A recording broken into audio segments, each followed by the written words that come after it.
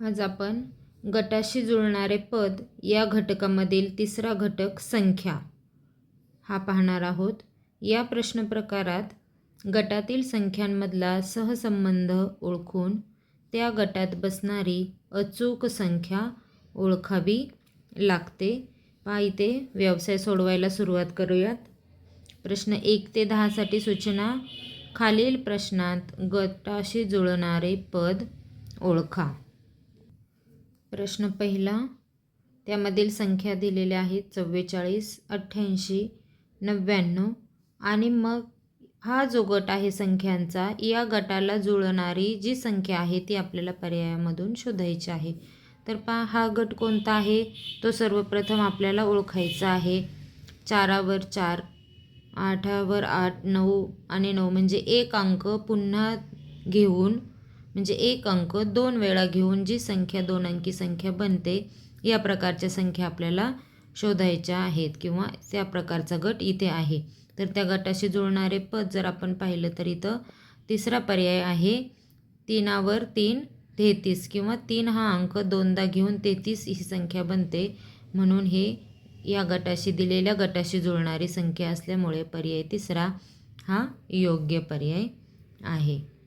प्रश्न 2, 2, 17, 23 या संख्यांचा गट जर आपण पाहिला तर 2, 17, 23 या मूळ संख्या आहेत. तर हा जर मूळ संख्येचा गट असेल तर मूळ संख्यांपैकी पुढील पर्यायातील कोणती संख्या आहे की जी या गटात बसेल, मूळ संख्येच्या गटाशी जुळणारी संख्या असेल. तर 14 ही मूळ संख्या नाही, 27 मूळ संख्या नाही, 21 ही मूळ संख्या नाही, परंतु 31 ही मूळ संख्या आहे. म्हणून पर्याय 4 हा दिलेल्या गटाशी जुळणारे योग्य पद आहे. प्रश्न 3, 35, 42, 63 आणि 70. पहा या संख्यांचं जर निरीक्षण केलं तर या संख्या आपल्याला 7च्या पाढ्यातील दिसत आहेत. 7च्या पाढ्यातील किंवाच त्याला 7च्या पटीतील संख्या म्हणतात. आता पुढच्या जर संख्या आपण पर्याय पाहिलं तर 75, 76 आणि 78 या 7च्या पटीतील संख्या नाही आहेत किंवा 7च्या पाढ्यातील संख्या नाही आहे.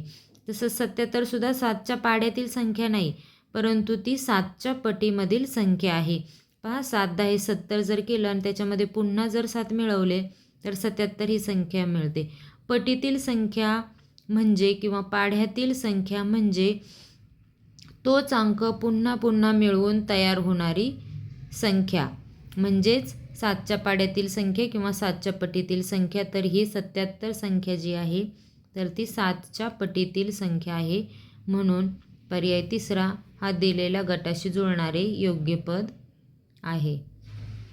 प्रश्न 4, 4, 14 आणि 24. पहा हा संख्यांचा गट कोणता आहे तर 10ने वाढणाऱ्या संख्या आहेत किंवा दिलेल्या संख्येमध्ये 10 मिळवून पुढील संख्या बनते. 4मध्ये 10 मिळवले तर 14, 14मध्ये 10 मिळवले तर 24. आता 24मध्ये जर 10 मिळवले तर दिलेल्या रिकाम्या जागी कोणती संख्या येणार आहे तर 34. म्हणून 10च्या पटीने वाढणाऱ्या संख्या म्हणून 34 हा योग्य पर्याय दिलेल्या गटामध्ये बसत आहे. प्रश्न 5, 91, 82, 73 आणि 64. पहा हा गट कोणता आहे तर आपण या गटाचं जर निरीक्षण केलं तर आपल्याला असं लक्षात येईल की दिलेल्या संख्येतील अंकांची जर बेरीज केली तर ती 10 येते. पहा 9 आणि 1 10, 8 आणि 2 10, 7 अधिक 3 10, 6 अधिक 4 10. मग आता या गटाशी म्हणजे दिलेल्या संख्येतील अंकांची जर बेरीज 10 येते, हा गट जर असेल तर पर्यायातील अशा कोणती संख्या आहे की त्यातील अंकांची बेरीज 10 येते. पहा फक्त पर्याय दुसरा असा आहे की त्यातील अंकांची बेरीज 10 येत आहे. म्हणून पर्याय दुसरा हा गटाशी जुळणारे योग्य पद आहे. प्रश्न 6, पहा 15, 21 आणि 24. पहा हा कोणत्या संख्येचा गट आपल्याला दिसत आहे तर निरीक्षण केलं तर या 3च्या पाड्यामध्ये येणाऱ्या संख्या आहेत किंवा या संख्यांना 3ने पूर्ण भाग जातो. या संख्येंना 3ने पूर्ण भाग जातो. तर आता पुढीलपैकी कोणती अशी संख्या आहे की तिला 3ने पूर्ण भाग जाईल? तर 57 ही संख्या अशी आहे की जिला 3ने भाग दिला असता पूर्ण भाग जातो, निशेष भाग जातो, म्हणजेच बाकी 0 येते. बाकी कुठल्याही संख्येला 3ने निशेष भाग जात नाही. म्हणून पर्याय 1 57 हे गटाशी जुळणारे योग्य पद आहे. प्रश्न 7 8 10 12 18 पहा, ह्या अशा संख्यांचा गट आहे की या सर्व संख्या 2च्या पाड्यामध्ये येत आहे किंवा या सर्व संख्यांना 2ने पूर्ण भाग जात आहे. 2च्या पाड्यातील आहेत किंवा 2ने या संख्येंना पूर्ण भाग जात आहे. तर पर्यायातील माशी कोणती संख्या आहे? तर 20 ही संख्या अशी आहे की जी 2च्या पाड्यामध्ये आहे आणि या संख्येला जर 2ने भाग दिला तर 2ने पूर्ण भाग जातो, म्हणजेच बाकी 0 येते. म्हणून पर्याय 1 हे गटाशी जुळणारे योग्य पद आहे. प्रश्न 8 444 555 आणि 111 पहा, ह्या अशा संख्या आहेत की एक अंक 3दा घेऊन होणारी ही 3 अंकी संख्या आहे. एक अंक 3दा घेऊन. माशी पर्यायामध्ये कोणती संख्या आहे की ज्यामध्ये एक अंक 3 वेळा घेऊन 3 अंकी संख्या बनवलेली आहे? तर 333 ही संख्या आहे की 3 हा 1 2 3 वेळा घेतला आणि 333 ही संख्या बनली आणि ती गटाशी जुळणारे योग्य पद आहे.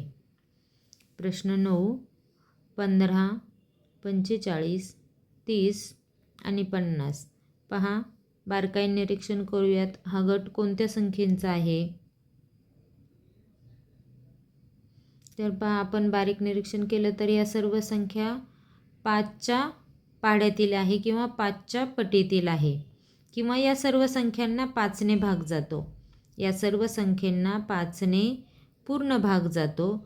म्हणून आता पर्यायातील जर आपण विचार केला तर 25 ही संख्या अशी आहे की जी 5च्या पाढ्यात आहे, 5च्या पटीतील आहे आणि 5ने या संख्येला पूर्ण भाग जातो. म्हणून पर्याय 1 हे गटाशी जुळणारे योग्य पद आहे.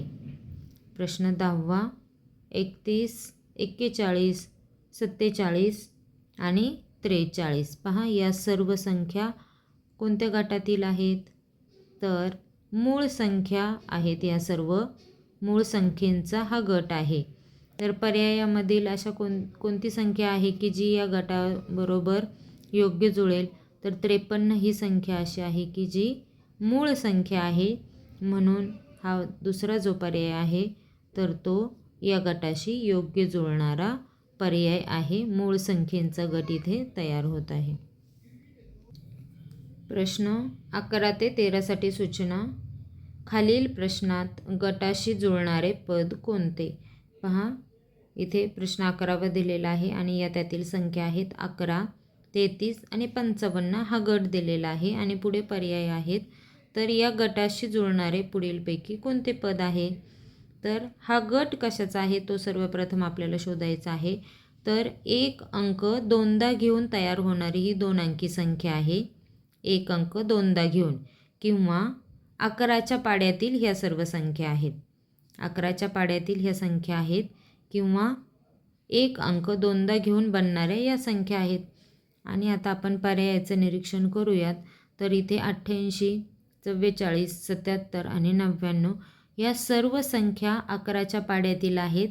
या सर्व संख्या एक अंक 2 वेळा घेऊन तयार झालेल्या आहेत. जर या सर्व संख्या जर 11च्या पाड्यातील आणि एक अंक 2दा घेऊन जर तयार झालेल्या असतील तर आपल्याला पर्याय सर्व पर्याय बरोबर किंवा अ ब क ड हे सर्व पर्याय बरोबर असा आपल्याला इथे उत्तरामध्ये पर्याय पाहिजे होता, परंतु तसा पर्याय तर इथे दिलेला नाही आहे. कोणतेही 2 ब आणि ड, अ आणि ब, क आणि ड, अ आणि क कोणते 2च पर्याय याच्यातून आपल्याला निवडायचे आहेत.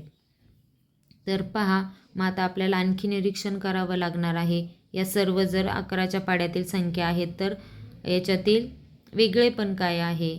तर पहा, इथे बारीक जर निरीक्षण केलं तर 88 आणि 44 या 2 संख्या या समसंख्या आहेत आणि 77 आणि 99 या दोन संख्या विषम संख्या आहेत.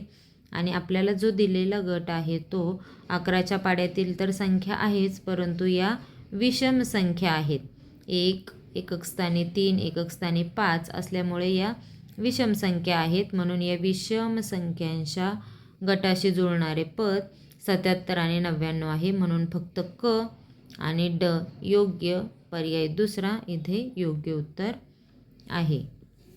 प्रश्न 12वा.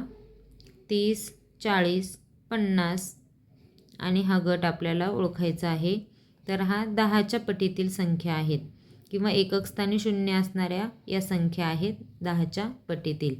आणि जर पर्यायामध्ये जर आपण शोधलं तर 60 आणि 90 या दोन संख्या 10च्या पटीतील आपल्याला दिसत आहे किंवा दशक संख्या आहेत. या सर्व काय आहेत? दशक संख्यांचा गट आहे. म्हणून फक्त अ आणि ड योग्य, म्हणून पर्याय चौथा हे योग्य उत्तर आहे. प्रश्न 13, 21, 24, 27. पहा हा गट कशाचा आहे ते आपल्याला पाहायचं आहे. तर 21, 24, 27 या 3च्या पाढ्यातील संख्या आहेत किंवा या संख्येंना 3ने पूर्ण भाग जातो, 3च्या पाड्यातील संख्या. आणि जर आपण पर्यायामध्ये जर पाहिलं तर फक्त 30 ही संख्या अशी आहे की जी 3च्या पाड्यात आहे आणि 3ने या संख्येला पूर्ण भाग जात आहे. म्हणून फक्त ड योग्य हा पर्याय इथे योग्य पर्याय असणार आहे. यानंतर आपण गटाशी जुळणारे पद या घटकामधील दुसरा घटक आकृत्या हा पाहणार आहोत. या प्रश्न प्रकारात 3 आकृत्यांचा एक गट दिलेला असतो. या आकृत्यांची समानता शोधून त्या गटात बसू शकेल असे पद निवडावे लागते. पहा इथे नमुना प्रश्नसुद्धा उदाहरणार्थ दिलेला आहे. पहा खालील प्रश्नात गटाशी जुळणारे पद ओळखा. पहा इथे 1, 2, 3 त्रिकोण दिलेले आहेत आणि मग पर्यायामधील कुठलं अशी आकृती आहे की जी या गटाशी जुळणारी आहे. तर इथे 3ही समभुज त्रिकोण आहेत, म्हणजे ज्यांची 3ही बाजू समान असतात असे 3ही त्रिकोण आहे. मग पर्यायामधील 2 नंबरची जी आकृती आहे ती या गटाशी योग्य जुळणारी आकृती आहे. म्हणून पर्याय दुसरा हा योग्य पर्याय आहे. आता आपण व्यवसाय पाहूयात. प्रश्न 1 ते 8 साठी सूचना आहे. खालील प्रश्नात आकृत्यांच्या गटाशी जुळणारी आकृती पर्यायातून शोधा. पहा इथे पहिला प्रश्न आहे आणि त्यातील या 3 आकृत्या दिलेल्या आहेत. तर पहा यामध्ये वर्तुळामध्ये एक काळा गोल आहे, त्रिकोणात एक काळा गोल आहे, इथे चौकोनात एक काळा गोल आहे. तर एका भौमितिक आकृतीमध्ये एक काळा मोठा टिंब दिलेला आहे किंवा काळा गोल दिलेला आहे. पहा एक भौमितिक आकृती आणि त्याच्यामध्ये काळा गोल.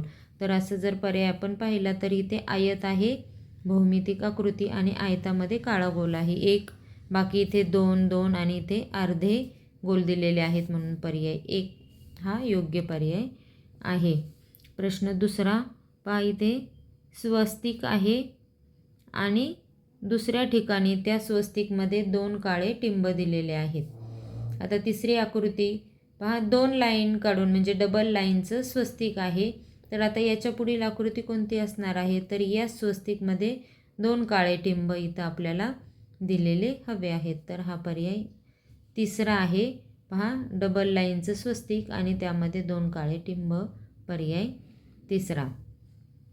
प्रश्न 3 पहा भौमितिक आकृती आहे. भौमितिक आकृती आणि भौमितिक आकृती त्याच्या आतमध्ये किंवा बाहेर काहीही दिलेलं नाही. तर असा पर्याय पहिला आहे. इथे पंचकोनी आकृती दिली आहे आणि मध्ये कोणतंही आकार किंवा चिन्ह काढलेलं नाही आहे. आणि बाकी पर्यायामध्ये भौमितिक आकृती काढून मध्ये एक काळा ठिपका दिलेला आहे, परंतु पहिल्या पर्यायामध्ये तसा नाही. म्हणून पर्याय 1 हा गटाशी जुळणारे योग्य पद आहे. प्रश्न 4 भौमितिक आकृती काढून त्यामध्ये आणखी एक भौमितिक आकृती आणि त्याचे 2 भाग केलेले आहेत. एक भाग काळा आणि एक भाग पांढरा. इथे सुद्धा सेम आहे. चौकोनामध्ये षटकोन, षटकोनाचे 2 भाग आणि ते 2 रंगांनी रंगवलेले आहेत.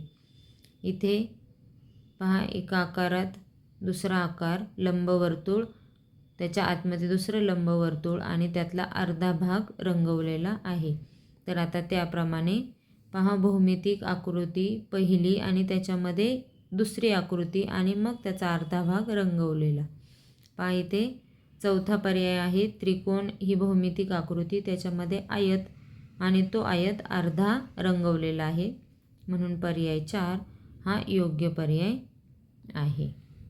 पहा इथे पर्याय तिसऱ्यामध्ये सुद्धा चौकोन आहे. चौकोनामध्ये हा षटकोन, त्याचे 2 भाग केलेले आहेत. अर्धा भाग रंगवला आहे आणि अर्ध्या भागात रेषा दिलेल्या आहेत. आपल्याला रेषा दिलेल्या नको आहेत, म्हणून पर्याय 4 हा योग्य पर्याय आहे. प्रश्न 5 पहा इथे प्रत्येक चौकोनामध्ये किंवा प्रत्येक बॉक्समध्ये काय दिलेलं आहे. एक दिलेली जी आकृती आहे तीच मोठ्या आकाराकडून लहान आकाराकडे अशी 3 वेळा काढलेली आहे. इथे सुद्धा मोठा चौरस आणि त्याच्या आतमध्ये लहान लहान आकाराचे आणखी 2 म्हणजे एकूण 3 चौरस. इथे एकूण 3 षटकोन. मग अशी एकच आकृती 3 वेळा, तर इथे पर्याय 2 मध्ये आपल्याला दिसत आहे त्रिकोण, त्रिकोण आणि त्रिकोण 3 वेळा त्रिकोण, म्हणून पर्याय दुसरा हा योग्य पर्याय आहे. प्रश्न 6 पहा बॉक्समध्ये एक भौमितिक आकृती आणि त्याची उभी रेषा टाकून 2 भाग केलेले आहेत किंवा सममिती त्याची केलेली आहे. पहा बॉक्समध्ये एक चौरस आहे आणि त्याची उभी रेषा मारून 2 सममित भाग केलेले आहेत.